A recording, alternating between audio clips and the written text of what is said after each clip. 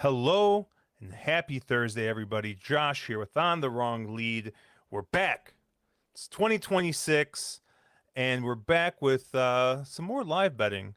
Unfortunately, racing's just not there yet. We're 1 week out from when I think Derby season really kind of starts.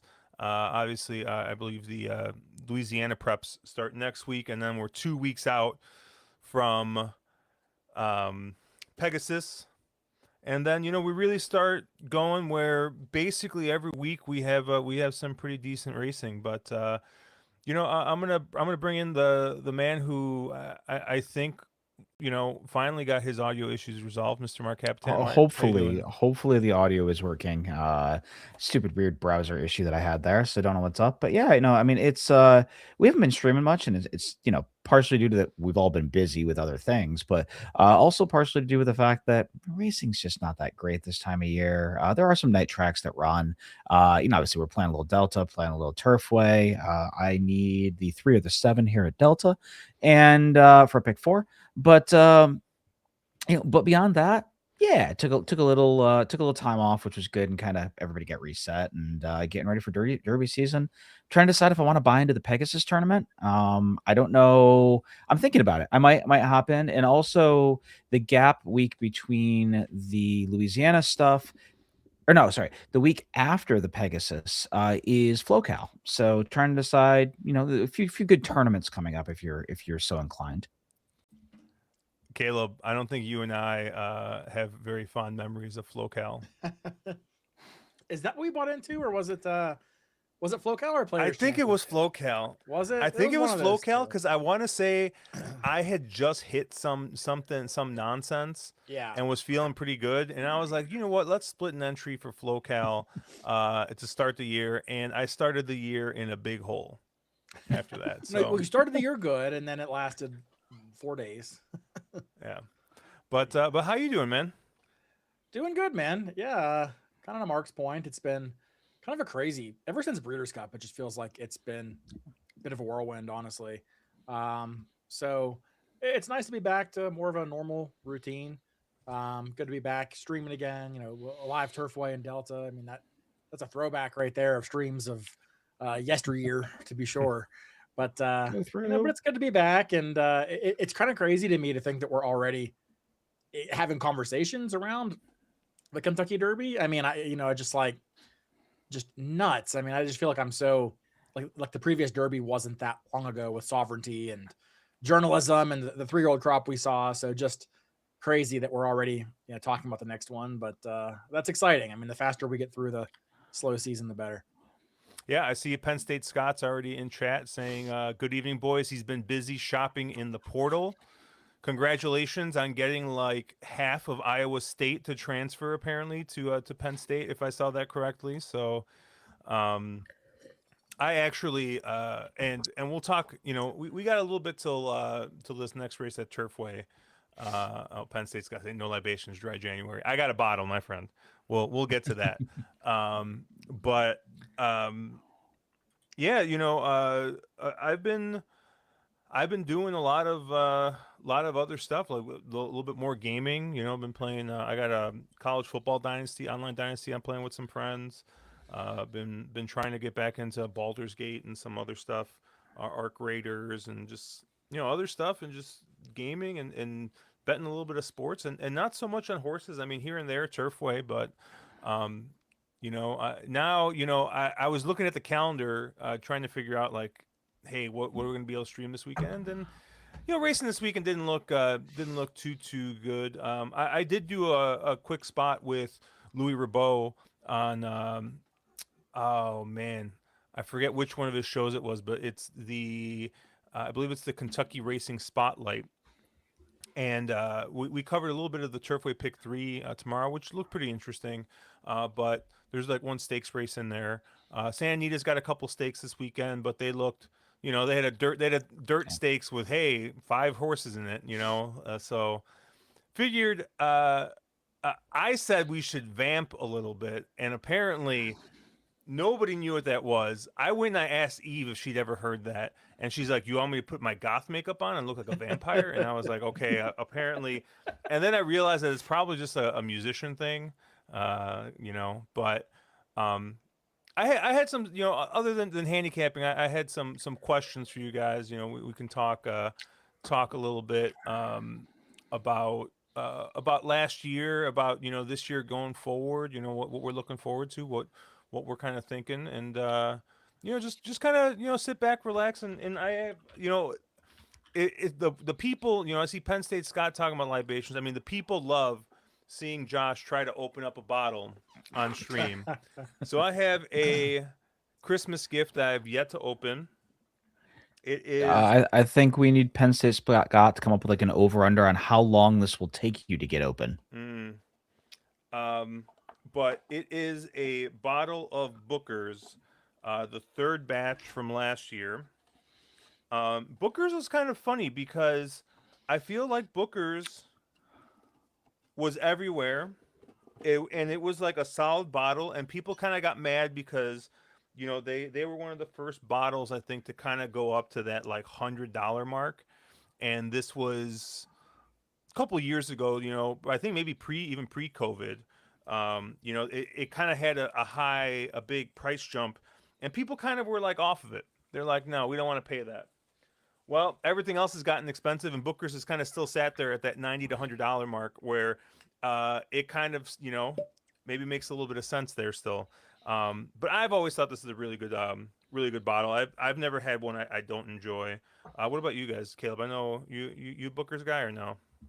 Yeah, I like Booker's. I have no issue with the price, really. I mean, it's not something I'm going to get week to week or a daily drinker, but it's a good bottle if I want to splurge a little bit, but still buy something I can reasonably find at my local store down the road without having to go hunting for it. So yeah, I mean, I look at Booker's kind of the way I look at like Barrel, in the sense that like they're priced $80 to $100, given depending on the bottle you get.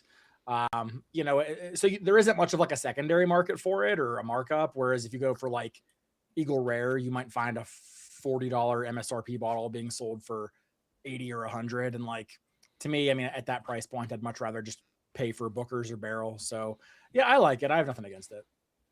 Yeah, same take. Exactly as what Caleb has. I don't have any problem with the price. It's definitely better than just run of the mill normal store stuff, and it's a nice pour and it's good stuff. I like it. Yeah, I know, Mark. You're not like a huge like proof fiend. I think like some of us No, can I'm not. sometimes be. So I know you probably aren't as big of a fan. But yeah, I like it. And It's honestly, high proof, but it's high proof, but it's not super hot. I've never found Booker's to be like burn your mouth hot. There's other ones like ECSB or something that are the Elijah Craig. that are Elijah Craig, real yeah, or Elijah Craig, yeah. I Or love sorry, it, but yeah. it can drink hot. Oh, it's so hot. It's so hot, man. Whew. So we got minutes to post here. This 3 is an 8 to 5 currently. I lucked out. Looks to be a bit of a standout on time form, at least on synthetic figs. What did you get? What was your guys' take in this race here? I thought the 3 was a lone A, and then I used a little bit of 4 and 7, but I want most of the 3. I'd agree with you there, Josh. I mean, I think I usually won't win bet a horse that's like less than 2 to 1. I would consider win betting this 3 horse at 9 to 5. I think the scratches took out all the other speed. I mean, with the 1, the 5, and the 9 all scratching, those were the main pace rivals. I'm not convinced the 7 and the 2 are quick enough to go. So I think the 3 just kind of gets out there by himself. I'm looking for a horse to fill out the exacta here. Maybe trying to get around the 4 and the 7 in second. I don't know that I'm seeing anything I really like. So I might just take a win bet here on this horse. The 6? What about the 6 for second? I kind of think this horse is he likes to hit the board a little bit. I mean, honestly, the turf figs look really good, but like it's weird. I've seen a lot of these horses. I was looking at like the last race, and I'll pull it up real quick while we're waiting. I mean, race 4, race 4. like you look at some of these like these turf figs, you're like, oh, this horse was running in the mid 80s, and then all of a sudden he like basically loses 10 points coming to Turfway. Right, here's a horse that was running in the 90s, loses 30 points coming to Turfway. So I kind of feel like I thought for a bit the turf figs were going to hold here at Turfway, but I don't know. It doesn't seem like it really is here. Yeah, I mean, I'd be a little hasn't concerned that- in the barn change. That it looks like Yeah. the form kind of fell apart when he, granted he did get moved up in class in that Turfway start, but it does seem like the wheels kind of fell off on the barn change. That's what kind of makes me a little bit nervous.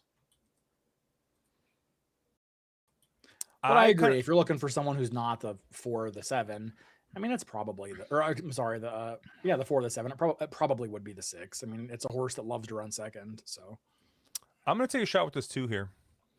You got Perry Utes on the rail.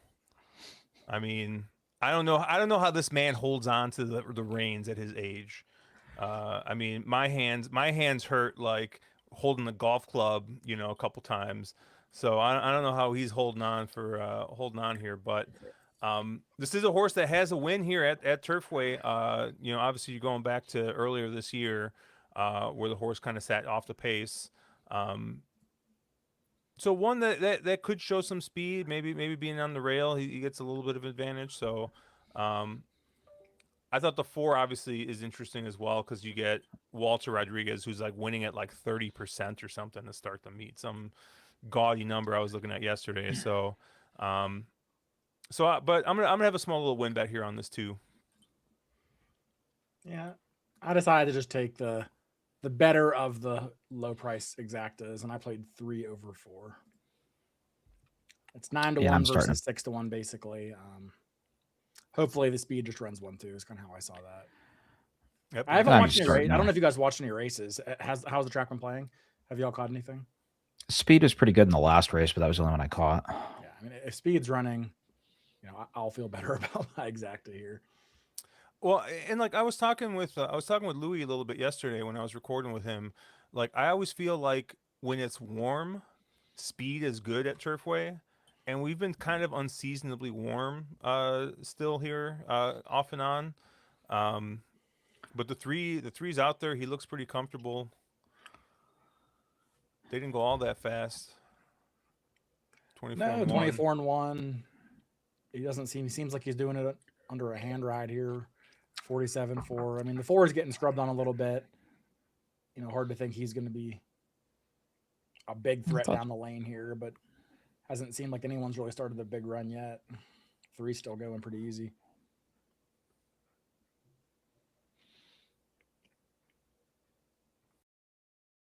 Your 2 might have some run here, Josh, if he comes up the inside and gets outside here.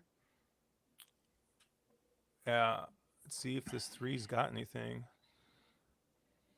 It's always fun because our streams are off by a second or 2 here and there, so you never know exactly where someone's at. Oh my god! I think the 3's gonna. What is Perry doing? He's going to the rail, man. That's his move.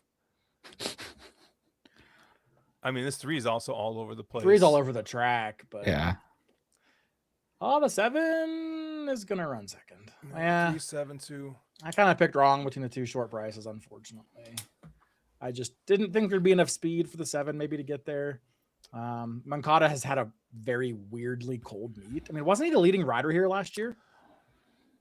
Yeah, but you know what? I think we were talking about this. I don't remember where I saw it. It might have been in one of the Discords, but someone I think Moncada had a weight break last year, didn't he? He did. I think you're right. And people are like, you know what? The weight break is a huge thing on synthetic.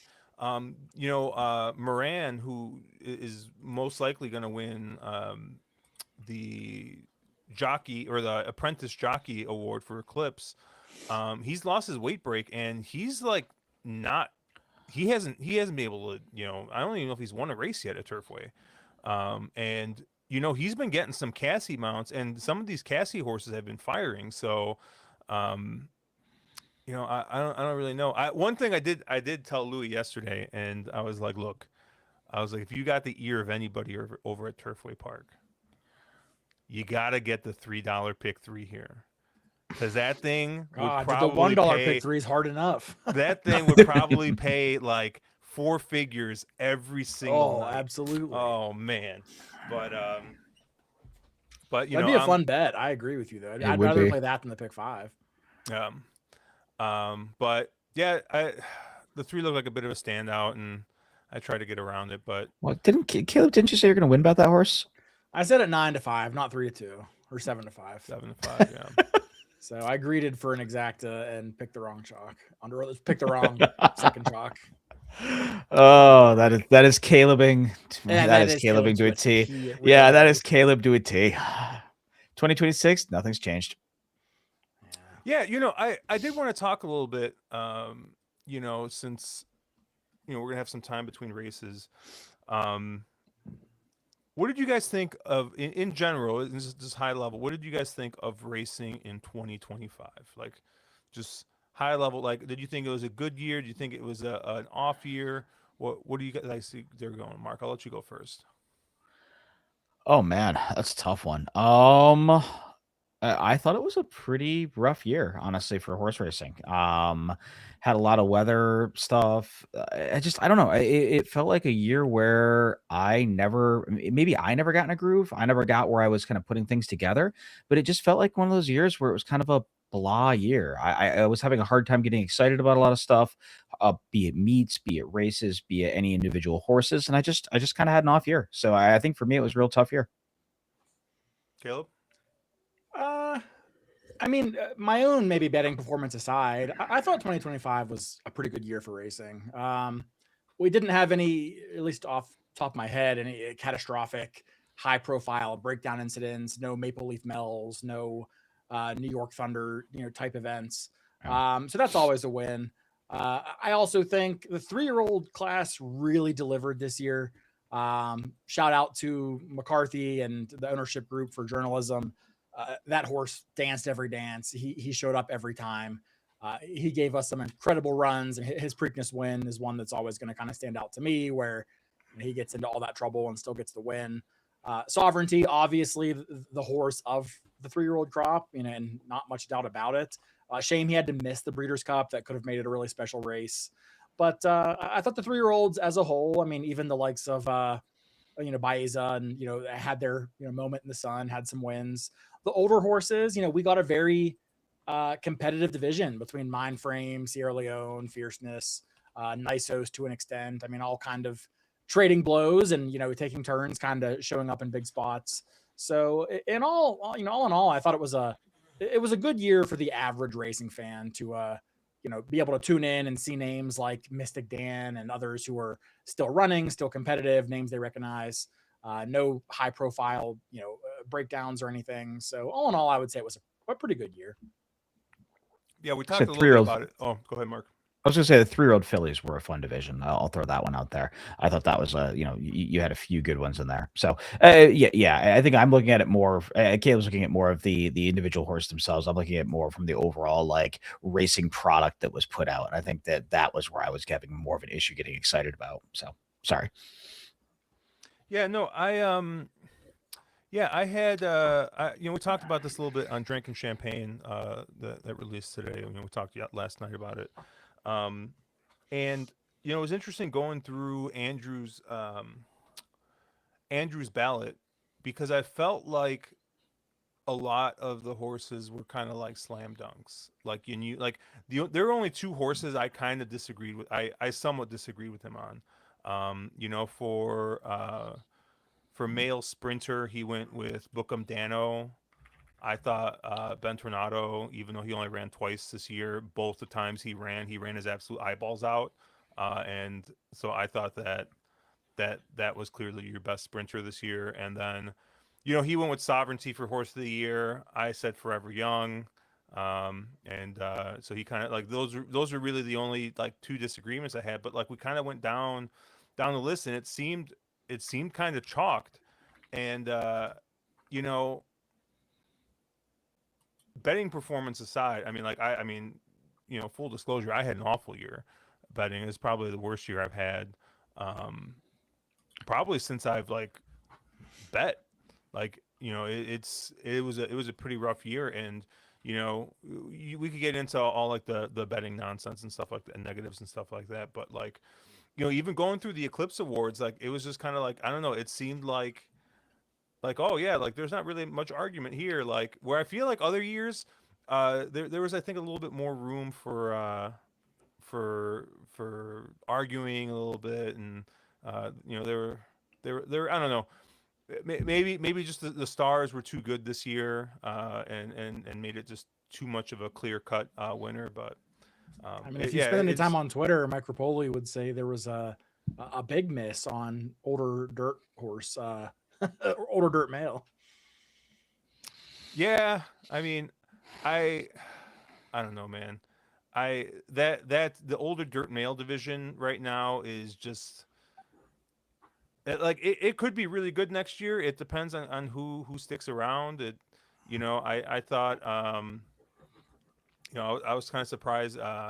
Nisos didn't make Andrew's list. He basically went Forever Young, Sierra Leone, and Mindframe. So, but I guess what he was saying is that not enough people gave Mike's horses first place votes. That's why. Was it Mindframe that didn't make wasn't a finalist? Mindframe was not a finalist. That's kind of what So Rapoli's basically, he didn't get enough complaining first about. place votes or any first place votes. I think is what the What did criteria he is or do to something. become a? What did he do that was notable enough to become a finalist? Like, And he beat Nisos, right? Didn't it? Was it Nisos that he beat? Yeah, I mean, his whole argument, without getting into the Eclipse Awards, I mean, he beat Nisos, he beat Forever, he beat Sierra Leone. I mean, those are the two of the three finalists. But like, okay, it's hard to have, two wins in March and May or whenever that was. And yeah, then, they were all in the spring. Have a DNF in August and then a up the track finish in November and say I'm horse of the year or horse of the year. So I just recency bias is a thing. It's just like the kind of like the NCAA. A loss in week 1 does not hurt nearly as bad as a loss in week 10. So the way that Mindframe kind of went off for him, whether it's because of he wasn't the same horse after the injury in the Whitney or whatever you want to call it. I wouldn't have put him in my top. I think he's a great horse, but he wouldn't have made my top 3 either.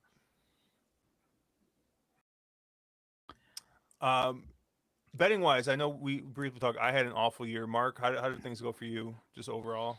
Was not a great year for me. Not a great year for me at all. And I think it's, I don't know if I would imagine you could do some sort of what are we doing going forward kind of a thing. But, I moved more money to tournaments this last year, and I'm going to continue to very much more go in that direction.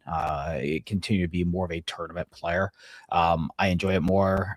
It means that I'm playing probably less overall days, but probably playing for bigger overall amounts when I do. And I enjoy it a lot more. I get really much more geeked up about, BCBC and those kind of tournaments than I necessarily do playing a random Wednesday. So I'm going to kind of continue going that way. But I was down in the year, nothing massive.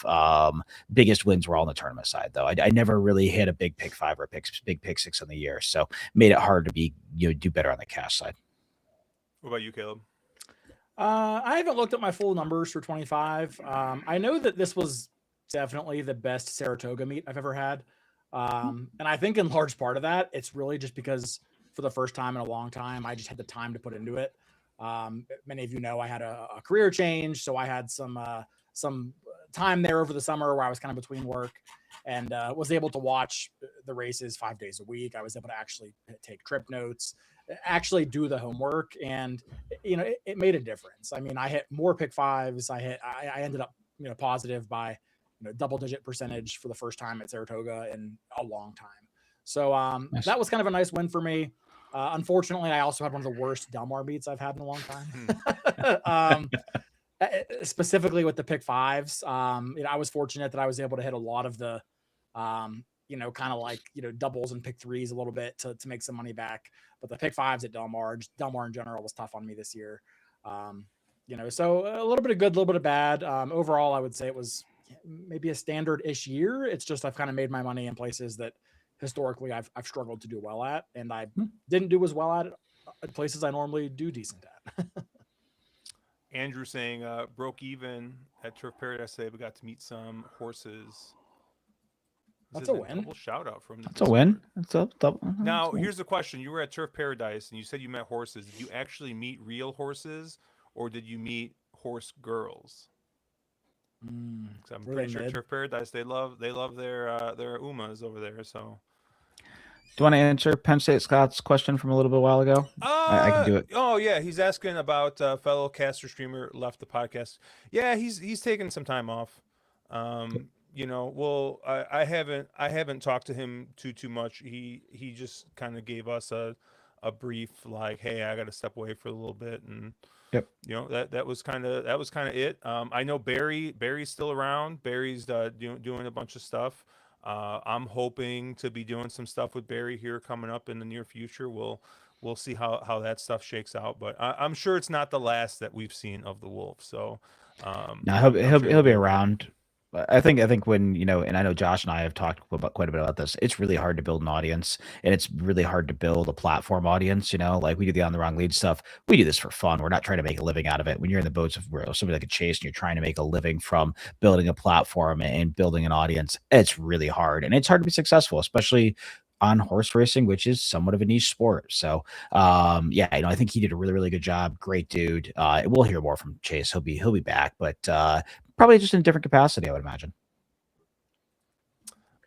We got Mark. I know we got Delta here in a couple of minutes. You got anything live here at Delta? No, I got knocked out in the last leg of the pick 4, so I fired back a double. I'm playing a 3-7 over 3-11 that daily double. We'll see how that works out for me. I thought this next race at Turfway is very interesting. It's a tough race. It's a very tough very race. spread. Yeah. And I see all this money coming in on. Well, this one is currently 8-1, but DRF, our friends at DRF, check them out, drf.com. I just missed their New Year's sale, but I'm sure there'll be something else coming up around the corner. I know they got a lot of stuff up for Santa Anita. So I know Gino did some stuff for Santa Anita this weekend. So check out their streams. You can check them out at drf.com. But Money War here in the double is absolutely slammed. Second choice, barely paying a little bit more than the favorite.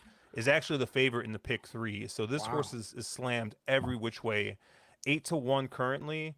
I know speed's been good, but I don't know. Timeform's got this coded as fast. I mean, this is inside speed, but like this is a horse that last time you saw he got the lead and then just kind of folded up and faded in that race. And I don't know. I think there's some more interesting horses in this race that you're gonna get a better price.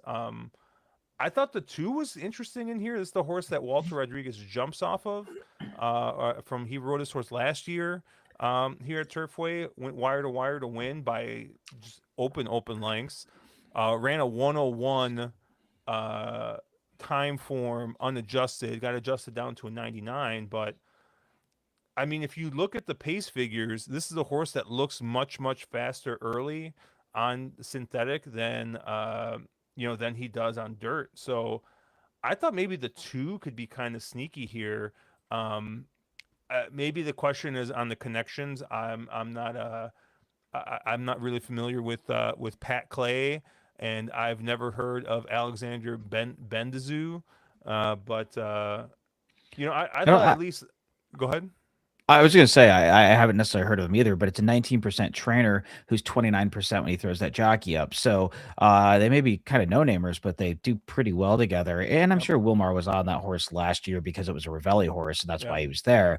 The horse is 1-for-1 over Synth. And again, I agree with everything you say. The horse showed a lot more speed in that last year's start on the, on Synth. So I more than Destiny on as an A. I thought the horse was super interesting in the spot. Well, what's also interesting is, right, you see he was in the Ravelli's barn, but I think this was one of those license things because that horse was in Pat Clay's barn, went to Ravelli's barn for one start, and then came right back to Pat Clay's barn. So it looks like maybe he's licensed here now to run. So no, okay, yep. So it's not even like, hey, he was in Ravelli's barn and he popped off, So, and I mean, like on Bayer, I mean, the horse got an 81 in that race, and Money War's got some nice Bayer figs, but that one synthetic try I mean, regressed greatly, which is kind of like I said, like what I'd kind of seen in some of those races earlier when I was kind of handicapping. I think a horse like the 6 is another one that some of their best races were there on synthetic here at Turfway. And you're getting 6-1 right now on that horse. So I just thought that there were other places that you could kind of go if you're looking to try and get a little bit of value in this spot. Caleb, was there anything you liked in here? Yeah, I mean, I won't talk you guys off the 2. That's a great price on that horse. I don't know what the story is, but the Reveille Pop, whether it's Reveille Pop or Synth Pop, I'm not sure. But it was certainly a pretty big number for a horse that's never run back to that. Coming off a voided claim and a long layoff, I'll probably be more inclined to watch the race. But at 15-1, I mean, that's a good price if you think he gets back to that. Money War, I don't really care for. I don't know that, I'm surprised he's that buried in the horizontals here.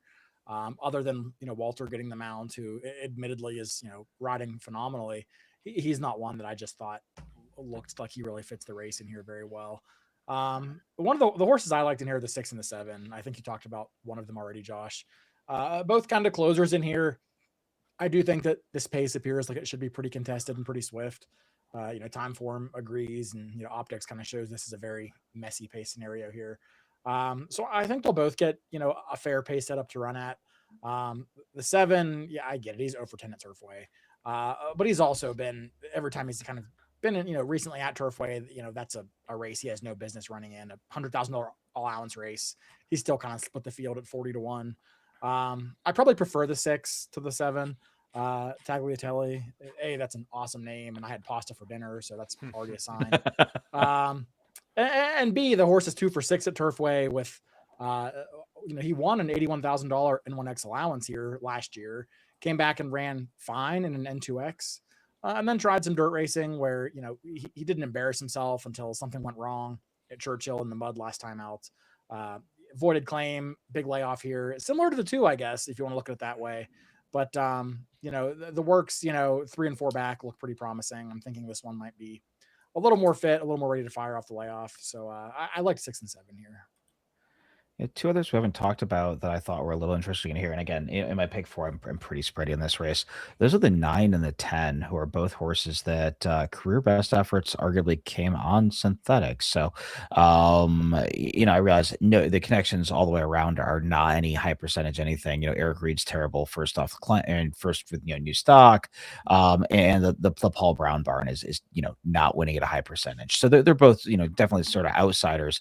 But I thought there was a case to be made. Again, both 9 and the 10 are catching a fair bit of class relief here. Get back in for an open tag, and both horses that have some synth form that is fits in with this group pretty well. Caleb, you sure you don't want to talk him off the 9? Mark, have you looked to see where the last race that the 9? I know. So funny. He does have a great race at Turfway. At least his most recent race is great. Most recent race at Turfway, yeah. But not sure if he's the same horse, but the work pattern gives me some questions. But I mean, it is almost flow cow, so it's about time for you to talk me off from a Mountaineer shipper. Yep. Yeah, this is a tough race. It looks like with 6 minutes to post, they're making the 5 your favorite here. And I get it. I mean, the 5 has been super consistent. He's got 2 wins in a second at a 4 starts at Turfway. But it's a little tough for me to go to a horse leaving Mike Maker's barn, who's been pretty hot. This horse is also moving up in class relative to where he got that win last time out, pretty much at even money favoritism, where he was kind of supposed to get the job done. He's one that I think you're supposed to play against here, right?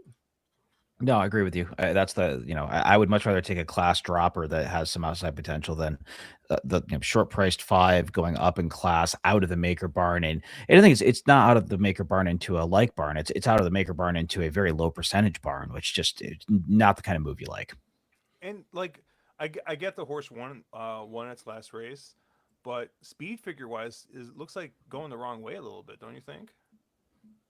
We were putting this horse right in the winner's circle. Just letting all the 2 of you know. Also, look at the run style, right? The run style is, I think, completely against the track profile right now. I mean, this is a horse that was 10th and closed in to win. I mean, this horse can't win, right? Well, I'm betting him now. Not just said that. One of us has to get smart here.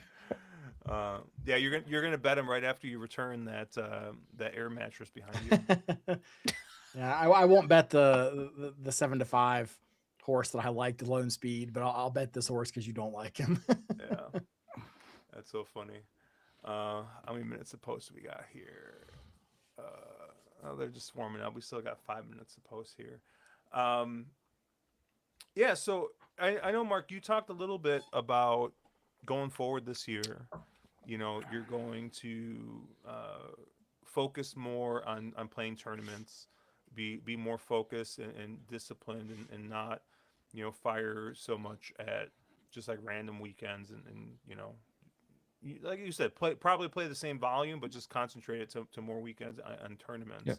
Um, I guess what are the big tournaments that you? I mean, like I know we talk a lot about the Naira tournaments. I know that's one that Caleb plays with his pops basically every single weekend that they can, and those are fun. But those are pretty casual. I mean, I play them sometimes, so it's obviously not big big guns playing in those things.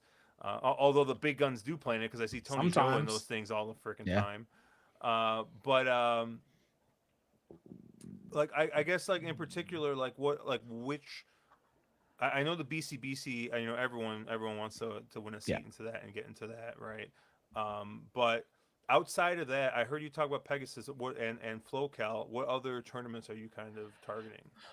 I'll probably play all the horse tourney. They have their 5 majors. So it's FloCal, Players Championship, Spa and Surf. I can't remember what the other 2 are.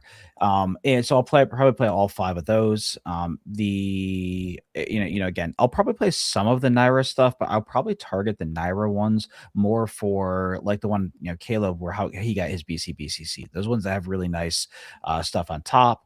I'm debating about playing Pegasus, and then I think the other ones is I did probably my most profitable thing on the year was playing the daily 179s at Saratoga. I did very, very well on those. Won a number of them, and the 179s, if you win them at it's just a pick and pray tournament on all the races at on the Saratoga card for a day. They were routinely paying in that $3,500, $4,500 range. So they were very fun to play and very, very profitable. So I'll probably play those every day. So I think, looking at Saratoga, I'll play some spot plays when I really like them, but I'd like to play the 179s daily at Saratoga and just move my volume from, instead of playing pick 5s or a pick 4 or a pick 3, whatever it may be, more of it over towards playing a tournament like that for the day. And you lock in your expense on the day. What about KDBC? Any interest in that or no? If I can get a seat on the sheep like I did last year, sure. But yeah, and I mean, again, there's now big tournaments around all of those major days, whether it be KDBC, there's a Preakness betting challenge. There's the Mint Million that's down at Kentucky Downs. There's all of those major tracks have their majors, or have those a feature tournament that's around them. So I'll probably try to hop into most of those.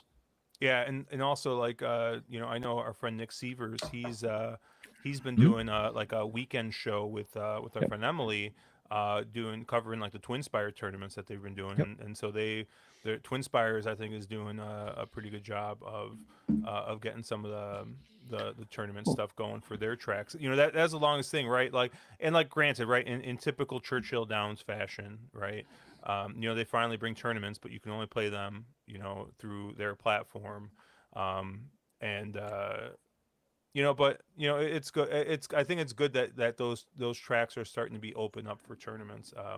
Especially like I said, like if you're a guy who like just understands Turfway, like our buddy Kevin, like I Mhm. mean he can probably play those tournaments and turn a nice little profit. So Caleb, what about you? Yeah. What are your kind of plans for the year? Are you planning on trying, not to get all New Year's resolution on you, like you planning on doing anything different this year? You planning on anything like in particular, any like big goal or anything you have for this year? I haven't really sat down and kind of outlined my 2026 yet. The one thing I noticed, more in the back half of 2025, I guess I would say, is I had more fun and I tended to do better when I played less days but spent more money, if that makes sense.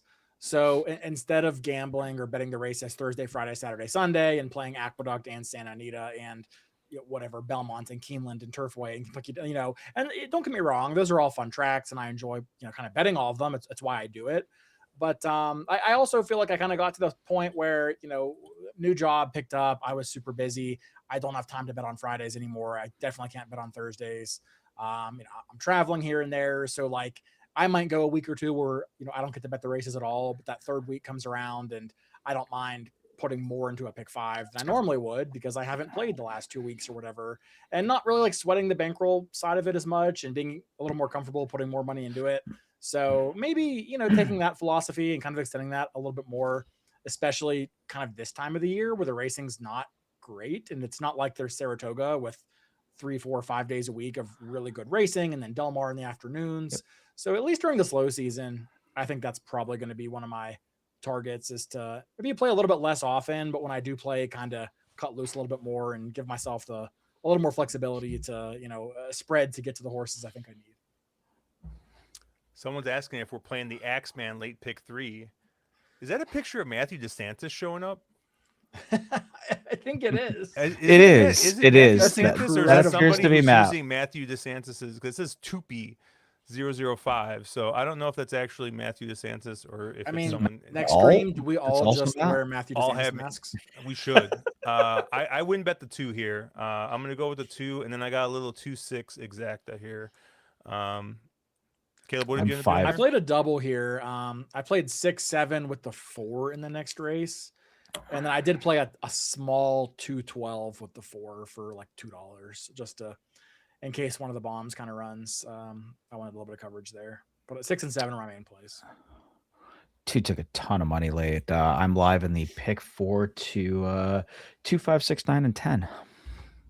That's a Turfway ass leg if I've ever heard one.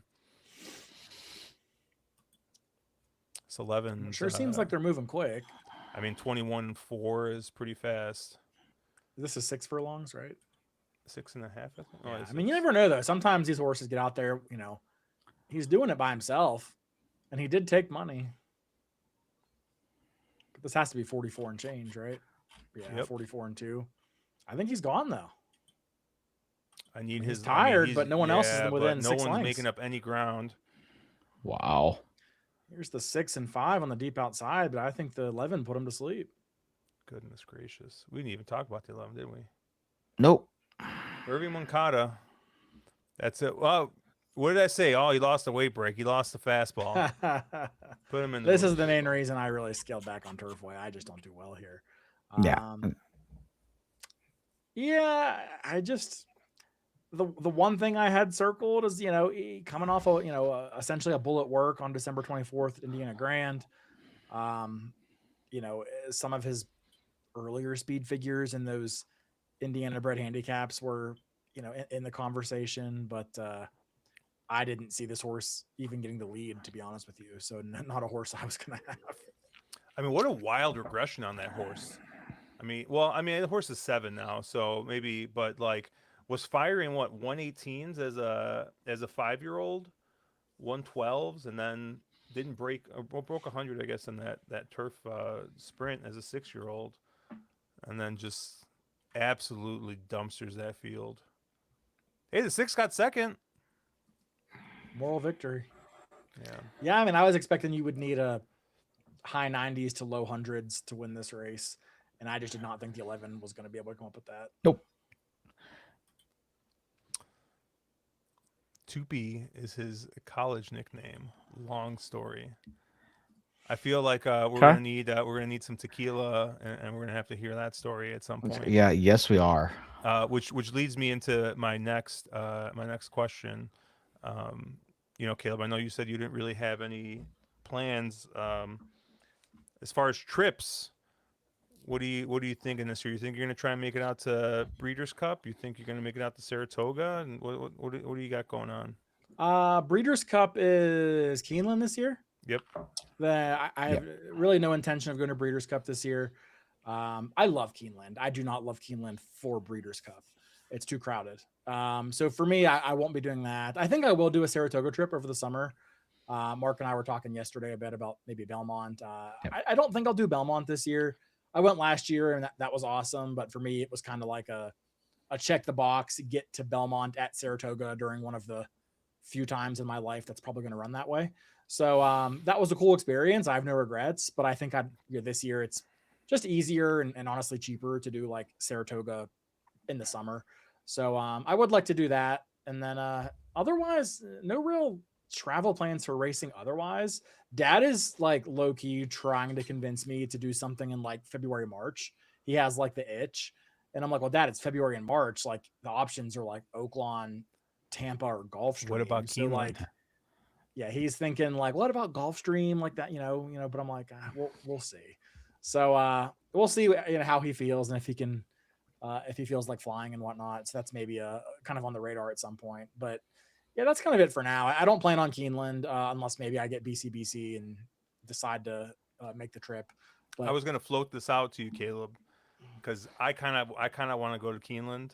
I don't want to go to Keeneland for BC. I did not enjoy that. We've done the spring meet.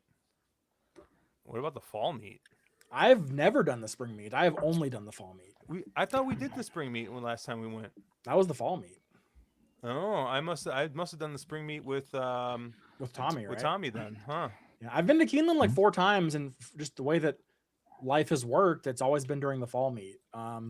So if I did Keeneland, it'd be in the spring. I'd like to do the spring maybe, but this spring is pretty busy. I've got a couple trips in April already planned.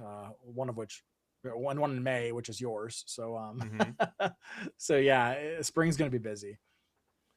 Yeah, I will.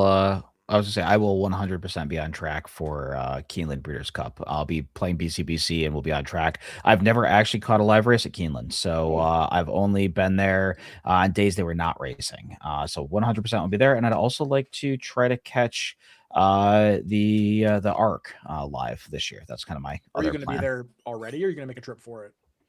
I'm going to make a trip around the ARC because it's the first weekend in October, and that's a really good time to visit Paris, anyways. So, I didn't know if you had like a European wedding or something. Nah, I'm going to make a trip and just make sure that I overlap the ARC weekend. Yeah. If you're serious about going to BC, Mark, I would go with you if you want some hey, Mark, if you're gonna give me free BCBC tickets, I'll probably drive down from Chicago so that I'll hang out with you. If you twist my arm, I would Caleb, probably go. Right? Yeah. Caleb's gonna have to fly in and stuff. Like I would sacrifice. Is this the second time you're gonna be my? This is the second time you're gonna be my BCBC date. I mean, has Josh ever made it to I'll buy a GA ticket. I'll sit That's outside. That's fine. Oh God, no, Josh, you were not allowed to come like because we did with Matthew, where we're bringing him Del Margaritas. Like, just get, that'll be fine. My Breeders' Cup goal for sure is going to be to do 2027 at Belmont, the new Belmont. Oh yeah, 100%. Oh yeah. I also expect it to be outrageously expensive. Yeah. But that would be sweet. And if not, that's one of those times where I think BCBC is worth it because you're going to pay, pay out the eyes just to buy tickets anyway. Yeah, this is gonna be an expensive year for me just because, like I said, we got Vegas coming up in May, and then when in May? If we come up with a date yet, so I can book things. Last weekend in May. Last weekend in May. Okay, yeah. I did not hear this. I posted it up. But we're doing that, and then we just kind of on a whim we ended up booking I think like 5 or 6 days in Dublin, so we're going to be flying out to Dublin, Ireland so Josh is going to go to the Cara and then swing by Leopardstown and dude, I already decided that we're going to have a Guinness tracker. So we're going to see how many Guinnesses we drink during that trip. She was telling me she was watching a video of someone there, and she's like, yeah, he was drinking Guinness for breakfast. I'm like, all right, I can get behind that. Like, but it goes with bangers and mash really well. But we got so we got that coming up in April, and then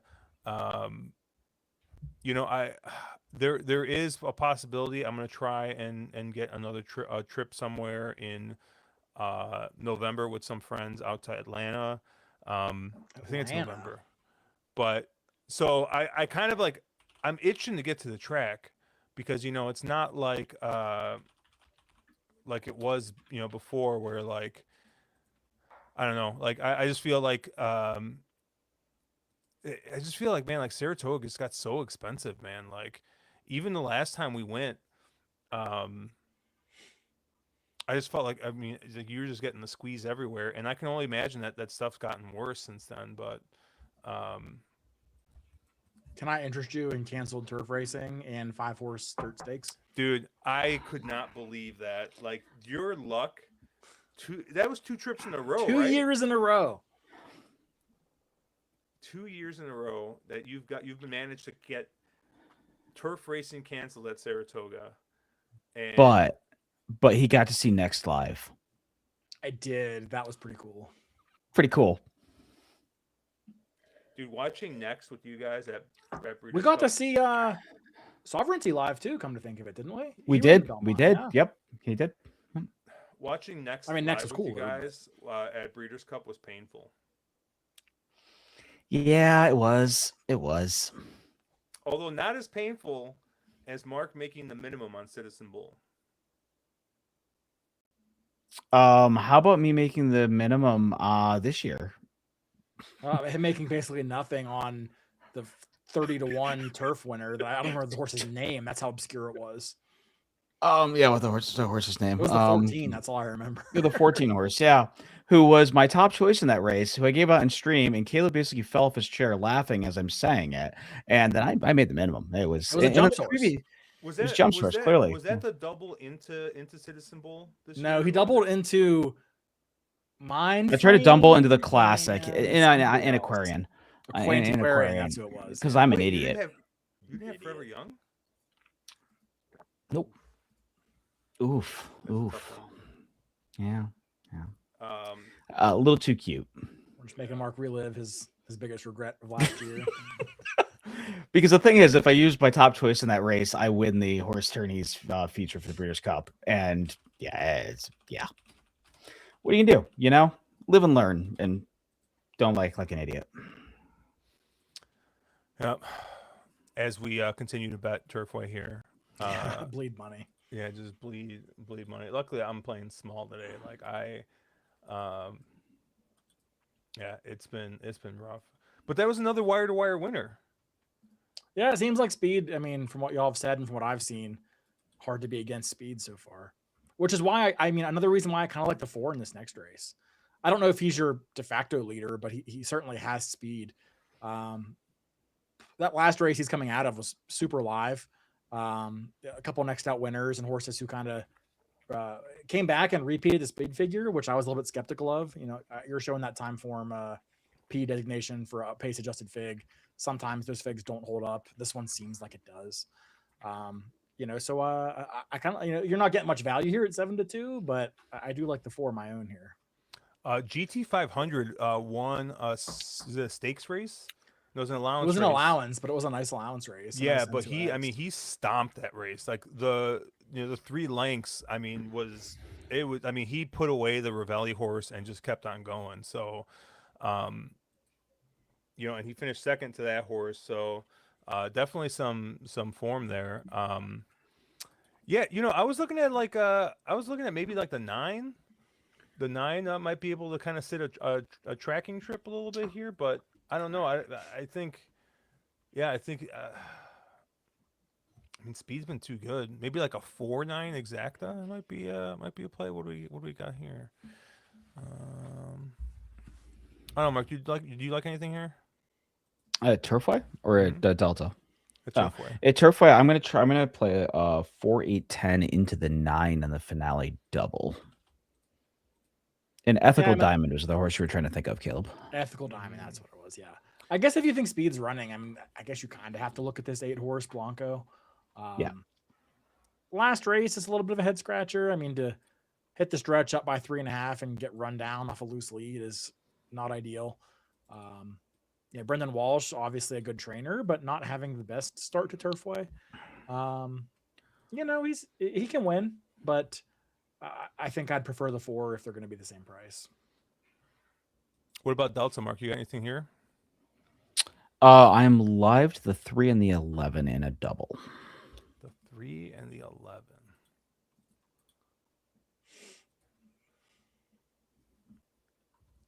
I mean, I like the 3. I mean, I'm sure you do. Is he in the 8? We'll put a couple bucks in the 3 here. It's actually a very flat race. You got 3 horses right now sitting at 5-2, 9-2 on the 5, and then the 2 and the 9 are not really getting bet. I don't know if he's an E8, Caleb, but he should be the speed of the speed in the race. Yeah, unfortunately, I can't just blind bet Vicente Del Cid in this race. Yes, horse scratched.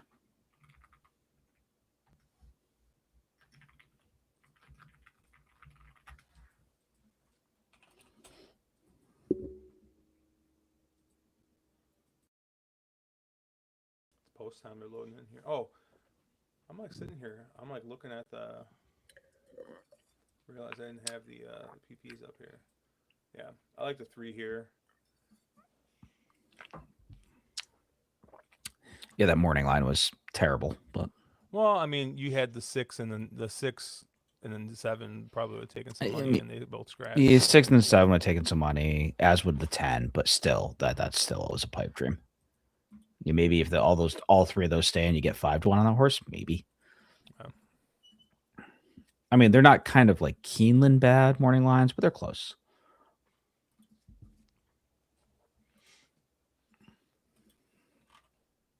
When's the next Breeders' Cup at Santa Anita? The 28th. I don't know if there is one planned because isn't it Belmont? So it's Keeneland and Belmont, right? 2028, I think, is Santa Anita, if I remember right. Oh, is it? It goes so it's Belmont, then right back to Santa Anita. Okay, dude, Well, I'll tell you what. It went Del Mar, Keeneland, Belmont, Santa Anita, I think. Yeah. I'll tell you what. You know I know people have issues with Santa Anita, and I get it, but man, that track is just perfect for the Breeders' Cup. I would go to Santa Anita. I've never been. The track looks gorgeous with it's gorgeous mountains in the background. Yep. I would go to a Santa Anita Breeders' Cup, and even I would go to a Santa Anita weekend. Truthfully, I think that'd be fun. Yeah. Oh yeah. Yeah. My only beef was for me. I know, Mark, that's a hell of a trek for you, but it's actually pretty easy for me because I can fly into LAX, but and LAX is pretty easy. But yeah, my only beef with Santa Anita is the fact that the sound and the video is not the best if you're kind of like top of the stretch area. You definitely run into a thing where over the years they've sort of shrunk it down and realized people don't sit at the end, so it's a little hard to hear at the top, and also the big video board is hard to see at the top, so you have to just kind of find a TV, which is a little frustrating at times. But you know, that 11 did get there, right? Yep, it looked like the 11 got there. Because then the guy was he was panning the 9, and I'm like, I don't think so. Yeah, my I would definitely do Santa Anita. I would definitely do Belmont, and then I would do Churchill. I just think that Churchill is probably one of the few tracks that is actually suited for a crowd that size. Santa Anita falls in that same category. Honestly, it's a bigger track, but can they run that many turf races in a weekend at Churchill? I mean, that'd be more turf racing they did in like 2 years. Only one way to find out. And that's a lot of turf racing, right? We're calling it turf racing these days. I don't know. I think the turf is finally taking hold. I mean, it only took like 4 years in the bluegrass state for them to learn how to grow grass. Fun fact: maybe not growing bluegrass in the bluegrass state is maybe an issue. But... Well, they could send the Virginians who have the Arlington handicap now to Kentucky to show them how to grow grass. Maybe didn't they fire that guy? Oh, did they fire that guy? They that sounds fired- like they- that don't sounds you like remember a CD. That sounds like a CDI move. Yeah, that It sounds a was lot all like over CDI. Twitter where like they fired the Colonial groundskeeper, and everyone's like, it's the one CDI track that can grow grass, and they fired him. Oh, that's so And I funny. mean, arguably has some of the best turf conditions of any track in the country. I mean, they do that place is just manicured and perfect, and was okay, awesome. Yeah, that's wild, man. It is tax season, so nice to see Cohen get a win. We got 9 minutes here. So Caleb, you like this 4? I do. I'm looking to do something here with the 4, maybe vertically. I kind of like the 9, 10, and 11, maybe as secondary picks. So looking to maybe try to work those horses in underneath. The 10 is admittedly a pretty short price. Would have to press that one a little bit more, but the 9 and 11 are both big numbers here. I think Josh, you like the 9 as well. So Yeah. maybe those are horses I try to get underneath in an exacta or try. Yeah, I think I'm gonna play a 4-9 into 9-11 double, and that's gonna be my last play of the day here. I like in the next race. I like the 9 here. It showed some speed, or was at least forwardly placed. But I thought the 11's actually shown some dirt speed here, and one of those salty 2-year-old, maiden races at Ellis Park, I think is probably finding, those are 100K maiden races, and so coming out of that race, I think he's going to find, slightly easier company here. The 7 makes some sense too, but I mean Moran, like I said, he's been pretty cold. I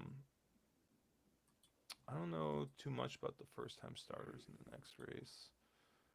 I mean, Eddie Keneally generally needs to start. Tom Drury horse doesn't really look like one that's going to win early. Yeah, I kind of like the 9 and the 11 in the next race, and then just kind of double into these guys with the 4 and the 4 and the 9 here. Mark, you got anything? Yeah, I am playing a 4, 8, 10 double into the 9. 4, 8, 10. Yeah.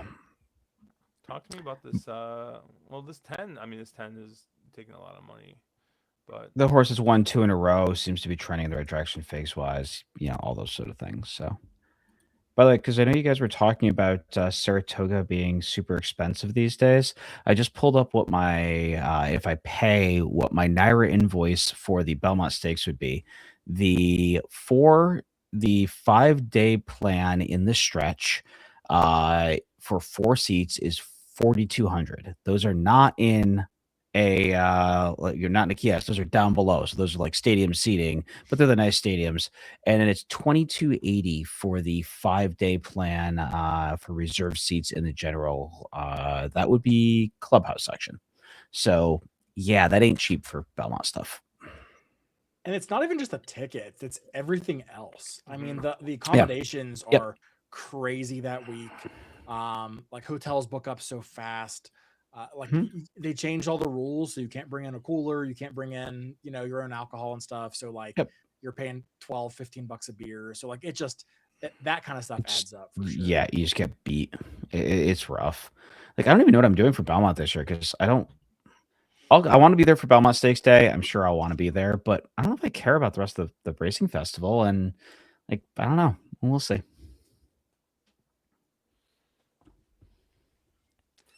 Oh man, I guess that 9 in the last race at Turfway. I mean, if you believe his initial race, he kind of looks like a single, doesn't she? That Heaven's Hope.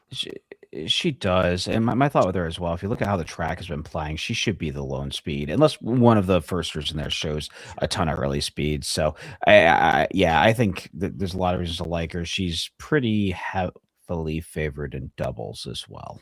You have Yeah, to like assume that. she'll go off but a fraction of that 7-2 morning line. Yeah, that's a pipe dream.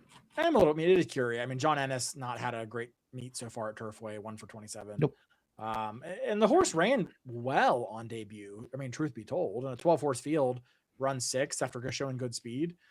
Curious that he decides to run her here for the $30,000 tag, without even trying her in another maiden specials. I mean, maybe there's behind the scenes stuff going on, but that's just a little bit curious to me. Is why not give a horse who might have some talent a second shot, before you drop her. Yeah, I also always hate these races with 3-year-olds who are getting Lasix for the first time, who, maybe have a It's couple a races tough with time to do that 2-year-olds. for sure. It's really hard because these are the times where some horse, gets Lasix for the first time, makes a big jump up, and and it's hard. It's definitely hard to take a short price. So I very much agree with kind of what you're saying.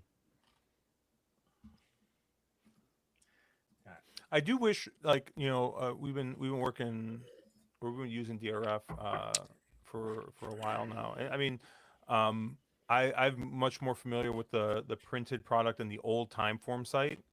One of the things I always miss stuff like that, like equipment changes and stuff, just because like you're so used to all the other products, it's just like so much more prominent. Like, Yeah. you got like on DRF, right? You got it like bolded, The big L in black, right? yeah, And it's then like easy. here, like on Timeform, Timeform does not make. You got to that look very at visible. equipment Lasix, Yeah, which is why honestly I still use Brisnet for my like form and connection style handicapping. I run both DRF versions of the products. I run Formulator on one tab, and then I run the Timeform on the other tab because I'm a DRF simp. And yeah, but again, I use the Timeform for the speed figures, then the DRF for everything else.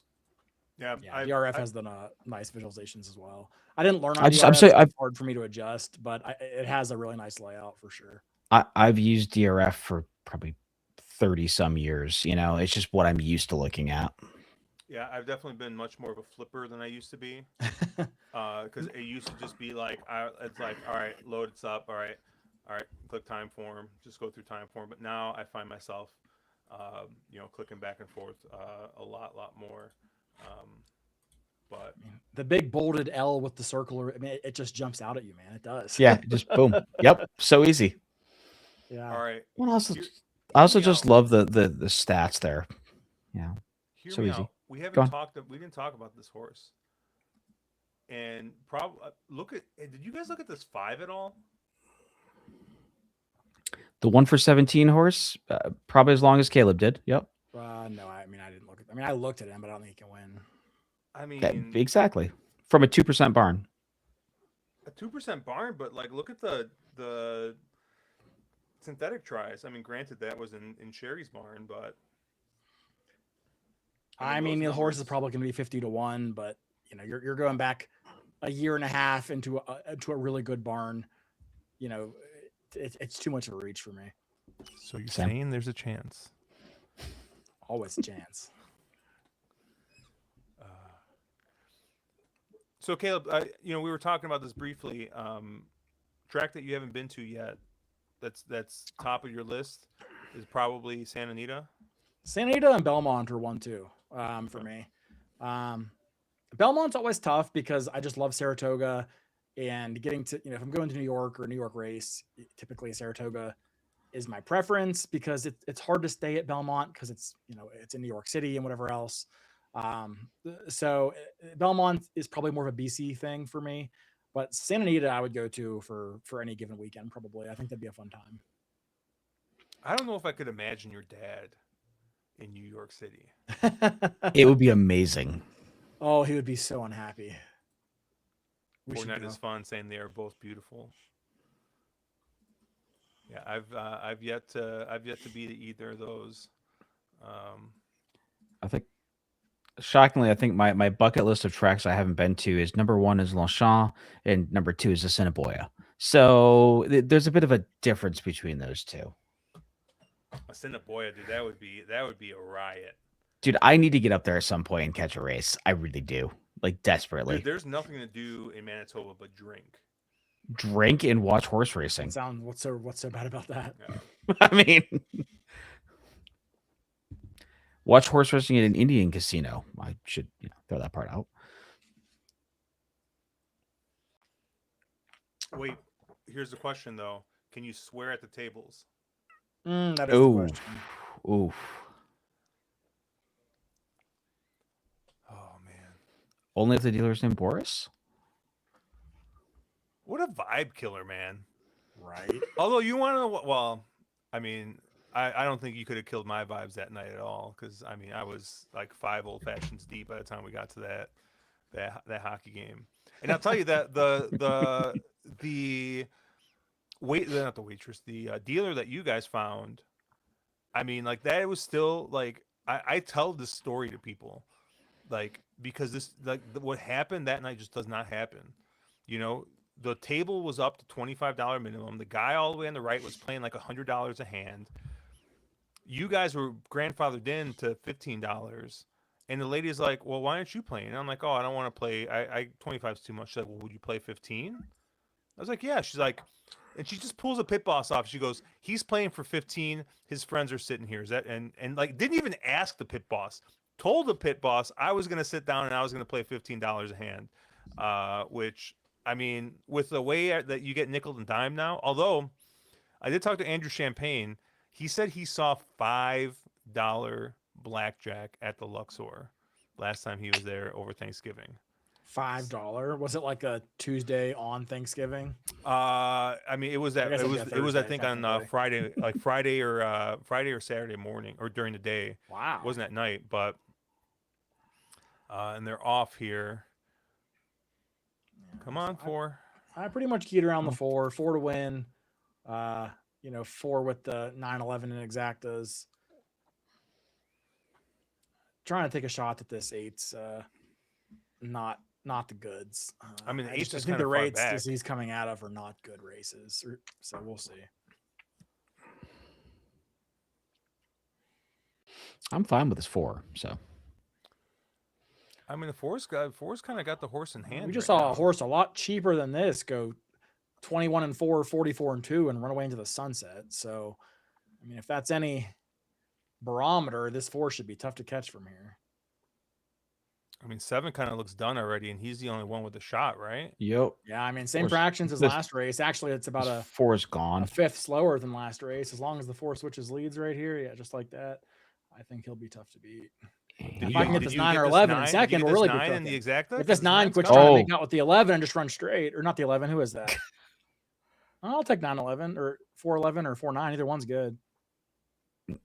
4-11, 4-11, 9. 4-11, should have played the nine. try. Whisperer. You should I'm have the played the turf- try. I am the Turfway Whisperer. I didn't play the try. I should have. That's got to be a nice. Well, that try is gonna pay. I only had the exacta for $5 because I'm just dinking and dunking, but we'll take that. Well, I'll tell you what, 411 much better than 49. 411's paying $47 for a buck. Okay, yeah, 4-9's 30 for $1. Yeah, it is quite a bit better. Wow. Yeah, so we'll pick There up you go. like 225 there, give or take. All right, not bad for a casual Thursday at my arch nemesis track. Ooh, that's a nice soundboard effect, Josh. I like that. Ooh. Did you New upgrade year, our we got some soundboard? new. How's it say? New year, new soundboard. Usually, all we get is dirt, dirt, dirt, dirt. Oh, I don't even have it on here right now. So what ended up happening is all like the company I got all of my sounds from, basically like you guys remember like I had all those issues with my Windows install and I had to reinstall a bunch of stuff.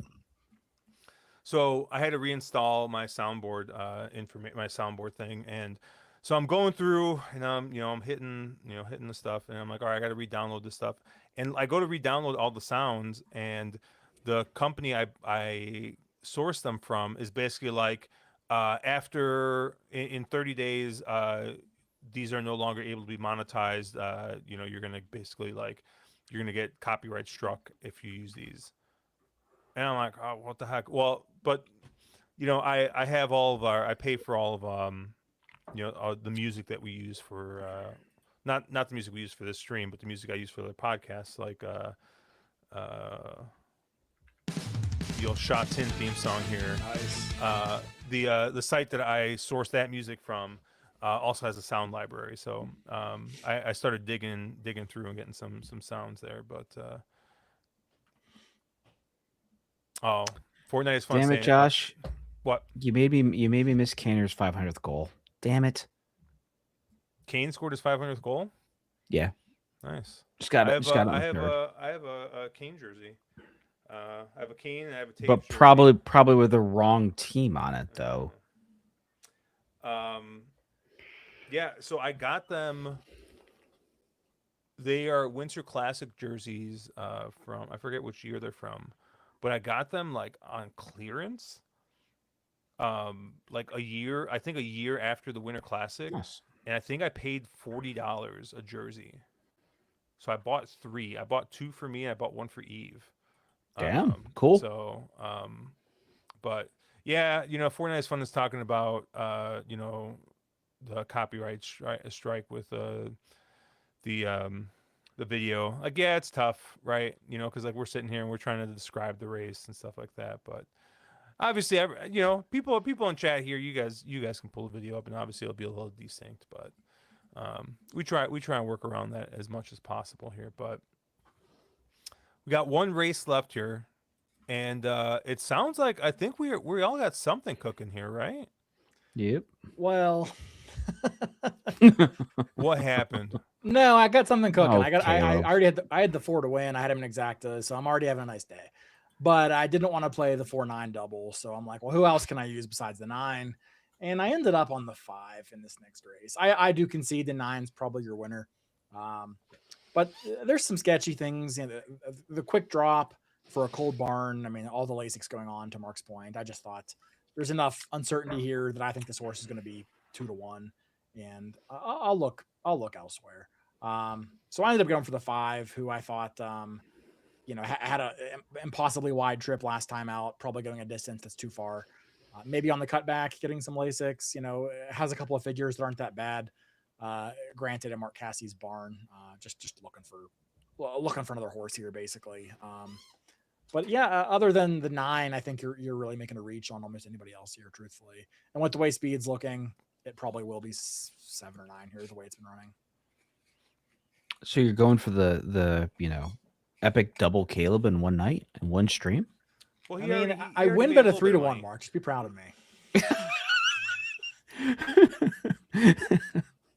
I didn't talk too much about about what I was doing this year, wagering wise, but it's something I've kind of been shifting to a little bit more the last couple months since Breeders' Cup, and I'm being much more selective in the horizontal bets I make. Caleb famously has a pinned comment in our group chat that says, "Never let me skip and pick 5 again." I'm trying to be more selective about when I play pick 5. This kind of happened. I think this happened at Saratoga one year. I think we were on site, and I hit like a bet early or something, and there was a pick 6 carry.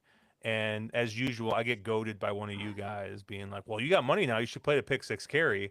And I was like, "Well, okay, fine, I will." And I ended up hitting the pick 6 carry. It was a pretty chalky one. I think I paid like $2,400 or something like that. And I thought you got there was like 10 or 12K or something. No, it was a small one. Oh, okay. It was like, but basically paid for my trip. Yeah. I was basically gonna be up. I think I got dinner for everybody when we went out. We went out to Yep. Went to the Forno, didn't we? Where's Gary's baby mama at? The local. Yeah, we went to the local. Oh, there it is. Oh, We okay. went to the local, and little Vince went on his his pilgrimage, getting lost and having to walk all the way back because he couldn't find an Uber. You remember that, Caleb? I do remember that. He was at he's at the Gideon Putnam, but he went to the bar. What's the bar that all the underage kids go to? The young kids go to. Oh God, I feel old saying that. Backstreets? Gaffney's? No. Is it Gaffney's? Gaffney's. Yeah, Gaffney's. Yeah. Gaffney's just got sold, man. Oh, They got busted so many times for underage. Yeah, they sold it for like $1.5 million. Wow. Yeah. No, that's where Yeah, went little cheap. Vinny went, and he had to walk back to the Gideon Putnam. But I've never ever but snuck anyways, underage people into Gaffney's ever. No. but yeah, so we're trying to, obviously I'm trying to play those less, and this is something I kind of picked up from playing a lot of Hong Kong, right? We don't have access to the pick 6, right? We play the pick 3 is basically the biggest horizontal we have. We have doubles, but really just focusing more on win bets. And I think, Caleb, this is kind of similar to what you were talking about, how playing less but playing for more. Yeah. I'm not playing $2 win bets, right? I'm playing, $10, $20 win bets now, right? And I found like, hey, like you hit on a 10-1, 20-1 or something like that on one of those, and like you're basically set for the day, right? Not saying that 10 to 21s like happen all the time or anything like that, but it's really kind of like, you in my mind, I'm using the lower to mid prices to kind of tread water until I find, one of those horses that I really like and hit for a decent amount. Yeah, I see my co-host saying yet we don't have access to the pick 6 yet. But playing more of that, playing more exactas, and staying away from the trap. I think that the pick 5, can kind of set sometimes for your bankroll. I mean, like obviously, like on a big day, right? Like Derby day, like you better believe I'm gonna be in the pick 5 pool that day. Oh yeah. But like, hey, playing Turfway here, like I don't know. But I think the pick 4 is actually a pretty decent bet at Turfway because it's the low takeout. I think it's like, was it 14%? I believe. It's one of the It is. few Yep. low takeout pick 4s. So the pick 4 is usually a pretty decent bet, and you get away a little bit cheaper, right? Which is just a little bit better for your bankroll. But look at Mr. Big Time Nick Seaver saying that I the stream know. still works, right? He's off gallivanting on Saturday prime time over there, and now he decides to show up. But Mr. yeah, Almost so BC, Mr. Almost BC qualifier. You mean that one? The one and only? Yeah. there you go. I just need to poke a little bit. But yeah, I've just tried to kind of shy away from it. Like I said, it's really gotten me to fall in love with that pick 3, right? The $3 pick 3, right? Oh yeah. Like, It's like the best bet in racing. I mean, it's the same. It's like the average caveman turf pick 3 or whatever $3 pick 3 that there is, basically comes out to the same as whatever your 50-cent pick 5 is going to be. Except, hey, now you only have to hit 3 legs now.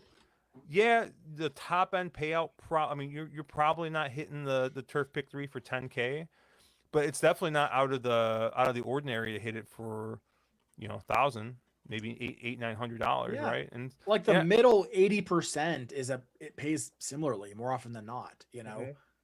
So yeah, it's a great bet. And so, and like I said, more and more places are starting to have it, right? Churchill adopted it.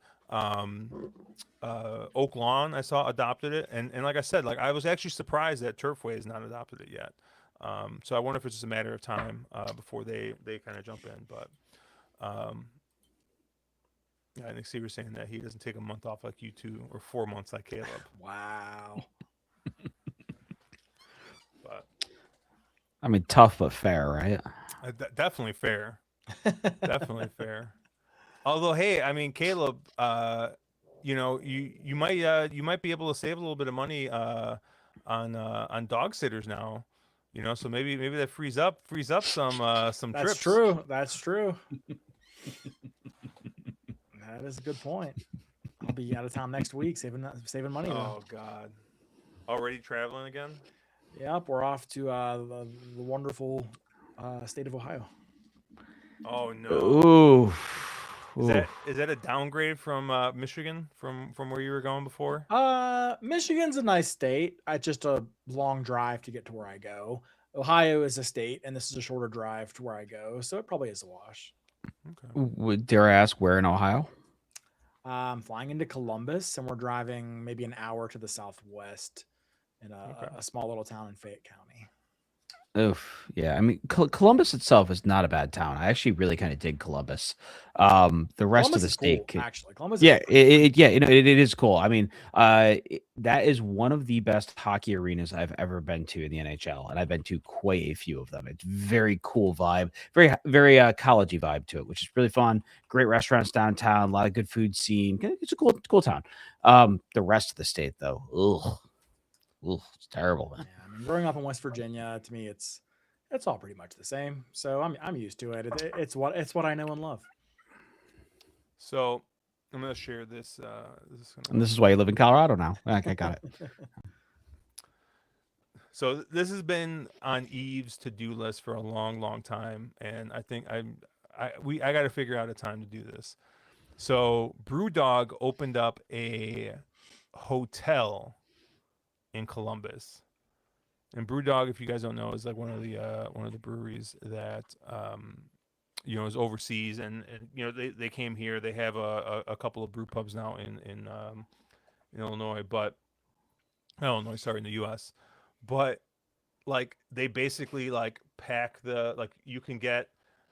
they can just like roll a keg of beer in for you, and you can have your own tap of beer in the hotel room, and like they have, and like it's like actually like a brewery, so like you can like walk out when you walk out of your room, like you can like look out into the brewery and stuff. It's actually kind of a cool. That's actually a really cool idea. Yeah. But yeah, I've been just trying to like figure out other things to do in Columbus. But you know what, Mark, you actually brought up a good thing. I mean, it would be fun to go and catch a hockey game. You could take a nice nap during it, and then you'd be well rested afterwards, just for your brewery adventures. That's the first hockey game I've ever taken a nap during. So, and I mean, if you're gonna take a nap at a hockey game anywhere, why not Vegas? Shocking. Vegas, Yeah, shockingly, where else has a really nice brewery? Gulfstream Park, wonderful brewery right in the middle, right like just off from the paddock area there. Gulfstream Super Park, nice brewery. If you ignore the racing, Racing, product, it's a cool place. They have a lot. They have an excellent Yeah. venue for the hyper casual racing fan. I mean, they have shopping, breweries, slot machines. I think they have like a bowling alley, restaurants. I mean, bars, I mean, it is such a cool venue. It's just the racing product is not something I No. Yeah, there's a great top of the stretch tiki bar, awesome time. There's a cute little French bistro there that I can get breakfast in. Like a lot of cool things. Just the racing product is Yeah, I kind of feel like that might be one of the tracks that might need to get to before they close. Which is I like 2 years ago, I don't think you would have ever said that. I would think you would have said Gulfstream is probably, one of the more entrenched like tracks that aren't going to close. But with all the nonsense going on there with everything, I mean, I think they just signed like a 2-year deal, so we'll see what happens. Well, yeah, with the decoupling, with the casino revenue from the horse racing and everything else, yeah. Slow and Steady said you described a decent casino, which is kind of what they're going for. Fair point. Hey, I mean, we enjoy a good casino. We enjoy a bad casino. we do enjoy a bad casino. Fortnite is fun. Put in a comment that there's a guy on Twitch. There's a guy who like used to stream on Twitch, and he would like stream like harness stuff. And I know he got in trouble with Roberts, and I know our friend Papo used to show the stream too, and then he kind of got threatened a little bit, but yeah, no good deed goes unpunished in horse racing, huh? Yeah, Nick Sievers, he's got 11-7-4 in the last here. So I like the 11. I got the 11 here. I got a double to the 9 and the 11. Caleb's got the 5. I don't know where he got that 5 from, but he found it somewhere. He's taking money. So is Nick Sievers going to go to BCBC this year? Or I should say the Breeders' Cup this year? Does he leave the state of California? I don't know. I mean, I just, he seems like a Keeneland kind of guy. He's very good at Kentucky racing, so he does very well at Keeneland. And of course, did I get this incorrect? The one time that we're in NorCal, he was like he was nowhere to be found. Yeah, Right. nowhere to be found. He was had, like out of yeah. town that week. He was out of town that weekend. I think him and oh, why am I blanking? Why am I blanking on the other regular we used to have? He was in here all the time. NorCal guy. Yeah, Oh God, the other, he drinks whiskey too. he's a Hall of Famer. His college.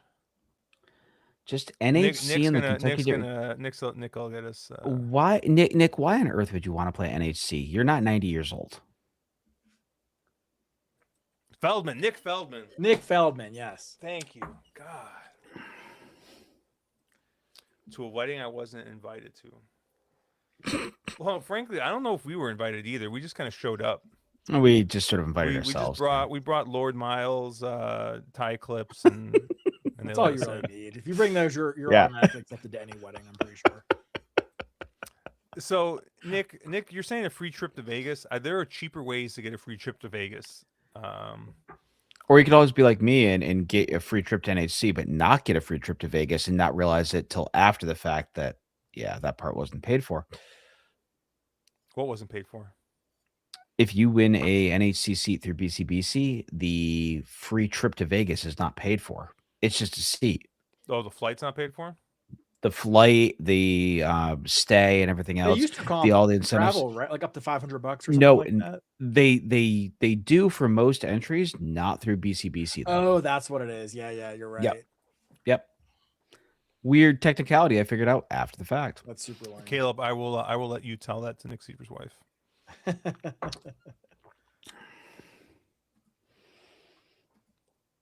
Yeah, we're gonna be going to Vegas last weekend in May. I have a pretty decent offer from MGM.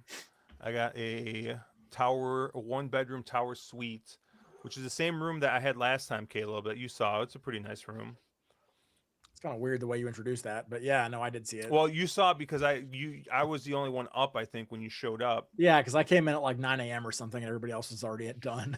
Yeah, and so and then your room wasn't ready, so we just brought your stuff up, and like it was weird. Like I feel like we brought your stuff up to my room, and by the time you got up to my room, and like I poured you a drink, the rooms were ready. My room was ready super early. Yeah. Yeah, like we talked for like 10-15 minutes or whatever, and then it's funny because every time I talk about this trip. I talk about the turning point, right? And then, a lot of trips, right? There's a turning point, and the turning point of this trip was Caleb is like, I got to hit up an ATM, and I did just like absolute just dumbest thing I could have possibly done. Just the most brazenly confident thing you could do. Yeah. How much do you need? And Caleb's like, I don't know. I'm gonna take like $500 out. Now it's like, you can just Venmo me. I got you. And I like pull out. Right, this wad of cash, and so I give him $500. And after that money left my wallet, the trip was doomed. I mean, it's like for some reason what also fell out was a cooler, and it just followed us everywhere. So we ended up just, oh man, we just got killed. I mean, like, I don't know if we had one winning session. I think we had one session that we broke even at, and like. We thought it was a winning session because we just broke even. Right. Like it felt like one. Oh man. This year we'll get him back this year though. Yeah, well, we got him. It was funny too because I have pictures of me with purple chips, and I don't say picture. I have pictures of me with purple chips multiple times, and the fact that when I go to Vegas, I usually go for 4 nights. It's very, very hard to be in Vegas that long and make money, right? It's very, very hard. I think the only way that happens is if you tread water the first 3 days and win the last day, which has happened before, right? But it's hard to like over that span of time to not just lose it all or give it back. But man, was I up those first 2 days before you showed up, Caleb. That would have been a great weekend trip. But those things that turned around pretty quickly here. Penn State Scott asking no Skyloft. No, that's a level of degeneracy that I don't reach. There's a podcast I listen to. It's called Crap Vegas, and real entertaining. I like listening to these guys, and they regularly get these Skyloft suites, but like the level that they play at compared to the level that I play at, I mean, just orders of magnitude higher. I mean, they're playing like, oh man, what's $100 across? $100 depends on what the point is, or across every number. Yeah, what's $100 on every number? I Like I've never played that five, one, or I'll it's tell you. like 570 across or something like that is what they're Yeah. playing. Like some, and I'm like, dude, like I got like $50 on the table at any time. Like I don't got 570 out there. But yeah, no. Although he said Skyloft, not Sky Suites. That's our Aria Sky Suites, but yeah, no, but we had a good time. So it should be fun. We'll grab dinner, a couple dinners somewhere, and have a good time. But I see Mark already talking to Gary, trying to plan where they're going. Oh, he's got to work at Hong Kong at 4. What in the world? Not the good kind of Hong Kong. No. All right. Well, we got 3 minutes here till this last race. Looks like 5-2 on the 9, 7-2, or 5-1 on the 11, 7-2 on the 12. I don't know if we talked about this 12. It's a big dropper for I mean, that's got to be the only reason you bet it, right? connections and a drop, but Rudy Brissett has not been live with any of his Turfway starters. So, unless you think, the Yahtzee combination of the clash drop, the cutback, and the late 6 is going to wake this horse up, that's not the right price for me. What are you on here, Mark? Oh, the 9. You just have the 9? Yep. I honestly thought the 9 would take a little bit more money than she is. I mean, 3-1 seems pretty square.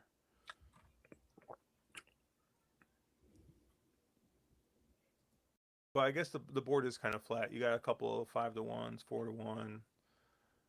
I was talking to Louis about this, and I was like, sometimes at Turfway you can you get what I like to call swallowable, like chalk that you can swallow, because like it'll be like a 5-2 horse or 3-1 as the favorite, and you're like, all right, like that price makes sense. But You have Caleb so confused right now. Yeah, I don't understand. well, I mean, Caleb, Did you forget a 0? Caleb, didn't you just bet? I did. I went bet a 3-1. You guys should be so 3-1. proud. So To be fair, he was 9-2 when I bet him, but oh, still. okay. Miles difference there. Yeah, it is. But yeah, we so next week, looking ahead, we should have our normal normal stream coming up, and then I was looking at the stake schedule coming up. I'm pretty sure that starting next week, Fairgrounds has got Lecomte, I think, next week, correct? Is it next week? Is it next week? I thought it was. Lecomte is on January 17th. I'll be damned. Yeah. I did not It's believe sneaking we were up on already you. in the. I mean, the first Derby preps are never really that legit, but still, that's earlier than I thought. You're right, though. You know what though? I mean that the first Derby preps did win me a bourbon bet, so That is true. I'm up a bourbon bet. I'm up a nugget bet. The nugget bet hurt Well, worse. Yeah. What was the nugget? I have not heard about this. Oh, Josh, when the Steelers played the Bears, we had a bet. The loser had to eat 20 chicken McNuggets from McDonald's. And the Bears beat the Steelers like by 4 or 5 or something. It was rough. I hate McDonald's chicken nuggets. But yeah, so we got Fairgrounds next week, so we'll be covering that card next Thursday, and then we got Pegasus the week after that, and then we start we start getting into Holy Bull, and then the Robert B. Lewis. So I mean, like, it's basically like February. I think kind of gets a little bit slower, but yeah, we're starting to get into it. So I think it'll be interesting. I we always get excited about these Derby season and Derby races. Um, but I also, like I said, like what I enjoy the most is that like you start getting the good turf races again. You start getting the big full fields. I always think that Yeah. fairgrounds gets some really nice turf races going and things like that. So, but here we go. Last race at Turfway. Our last race for the night here. Obviously, check us out at ontherwronglead.com, at wrong_lead on Twitter. Check out our friends at DRF, who were nice enough to provide us with some data here and help us handicap some of these races. 9 is currently 5-2, loading out. Well, Nick Seaver says he'll have to get Derby party invites out to the three of us. Ooh, Seaver's Derby party. Hey, maybe if I'm not there, maybe I'll swing on by. Sounds like a good time, man. If I'm not there, what a subtle flex. My God. And there they go. Mr. Media Pass. Let's see. The 9 goes out to the lead. I see I mean, 3-1 on the last tick. Floated up I a wonder little bit. I wonder if all the Calebs let this horse, The fact this horse is 3-1 is shocking. I really thought this 9 would be absolutely shocked. I thought this 9 would be 7-5. Yeah. Yeah. I mean, I'm trying to figure out. I mean, the 12 took a lot of money here. I mean, the 11 took some money. Neither of whom are horses I really loved here. So I mean, I don't know who they bet instead, but this is a hell of an overlay. I think big field though, It is. 12 looks like he's coming. It does, It's not fast compared to what they did in the last 2 races. Admittedly, a much cheaper class of racing. And the 12 was money on the 12 is correct. It looks like. Yeah.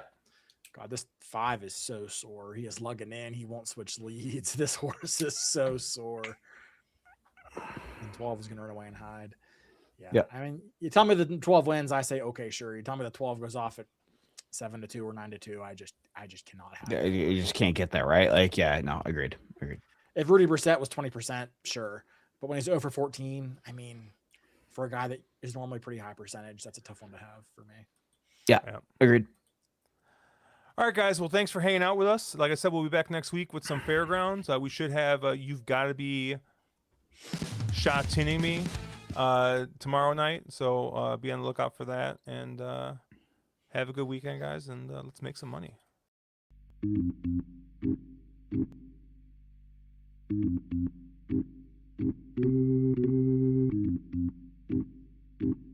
Thank you.